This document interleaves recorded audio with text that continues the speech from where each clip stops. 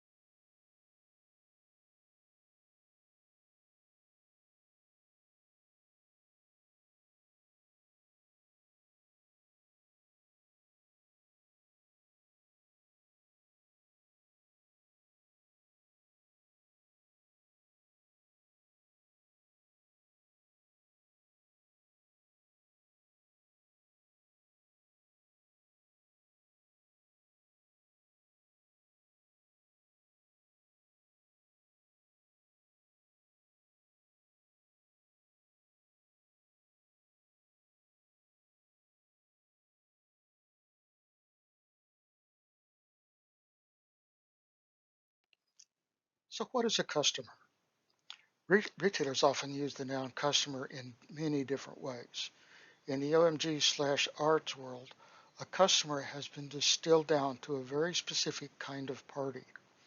A customer is a party. It's an individual or an organization that assumes the role of a consumer, and we'll have more about that in a minute, with respect to the retail enterprise.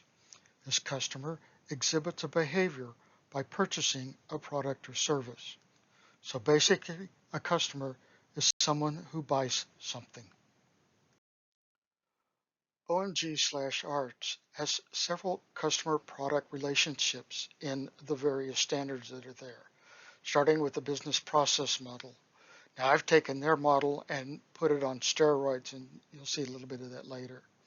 But it has the business intelligence component as well, being able to do various KPIs against the customer. Variety of message schemas for communicating between applications in retail. That's critical in the modern agile microservices world. And of course, an ODM, operational data model, which is required for trapping and storing this information in one common format so the people at the top can understand how the business is doing. And a data warehouse model, which summarizes the ODM information so that the business intelligence can execute against it. And finally, there's the consumer to customer lifecycle model. These all cover basically the enterprise architecture component, or in effect, the information. I've taken that enterprise architecture component and extended it in this model, showing how we tie the business strategy to the business architecture, or the value streams that support that strategy, which then ties to the business processes, the people, the data, to execute that strategy with the business intelligence to evaluate the effectiveness of that strategy.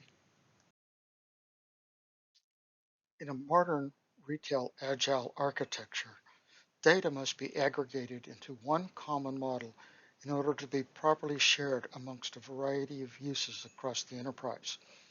This is a key component of a modern agile microservices architecture. This helps you get one source of insight into your customers.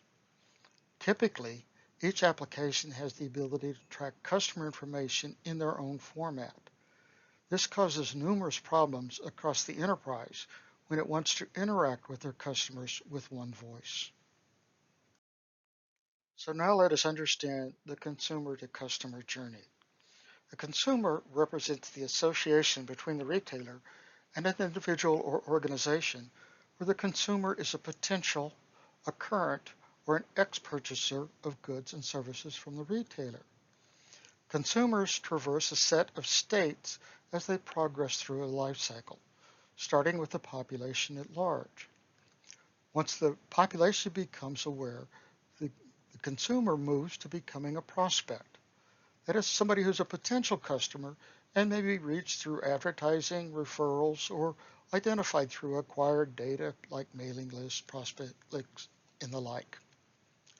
They then walk in and land on a page, and that makes them a visitor to your world.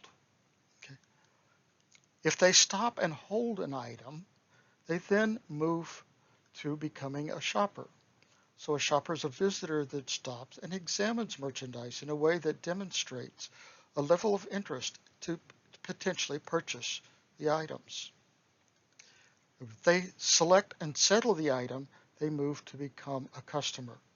So fundamentally, a customer, as we mentioned earlier, is someone who completes a purchase. They're buying things from you now.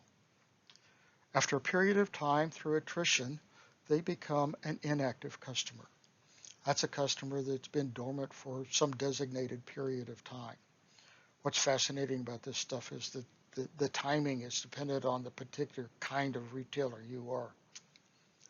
They then move on to become an ex-customer. That's a customer who's been inactive for a very long time, and depending on the retailer's criteria, will never become active again.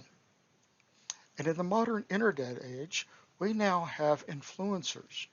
And these are people who may or may not have any relationship with the retailer, but they write reviews, opinions, and rumors that help people move along this customer life cycle.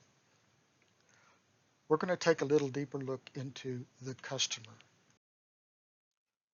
Let's take a look now at groupings of customer characteristics. These are critical in dealing with today's customer. So we'll start with the demographic view, and here's where we capture information like age, education level, home ownership, and other similar kinds of characteristics. Let's move to the geographic view. This is where you capture where a party lives, works, shops, etc. Then we go to the psychographic view. This is where you capture things that indicates what motivates a customer, including lifestyle, values, personality, etc. And these all come together to form the behavioral view, which derives a pattern of actions from the customer transaction history, customer correspondence, customer reviews, and opinions expressed in social networks and the like.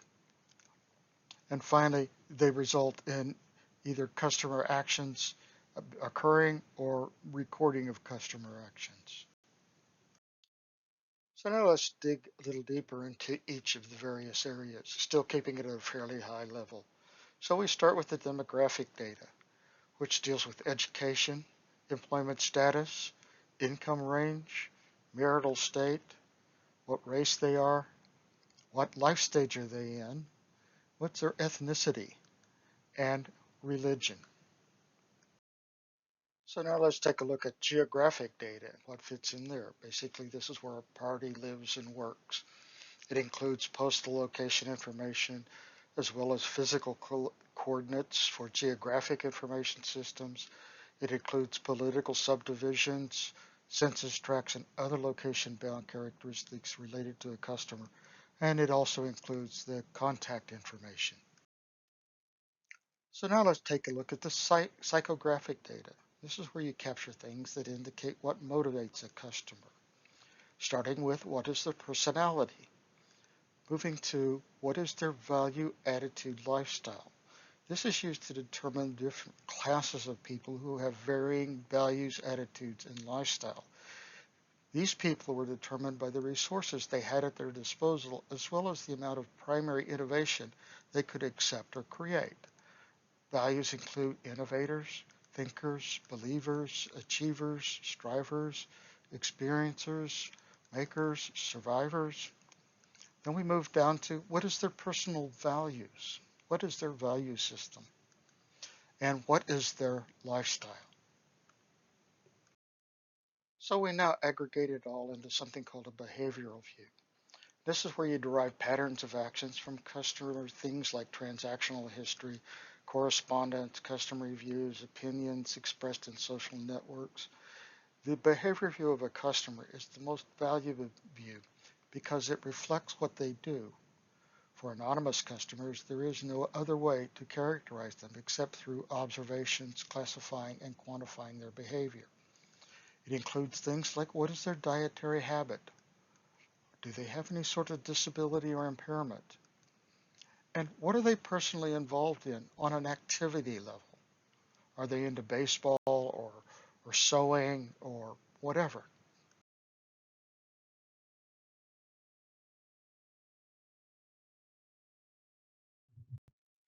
Thank you.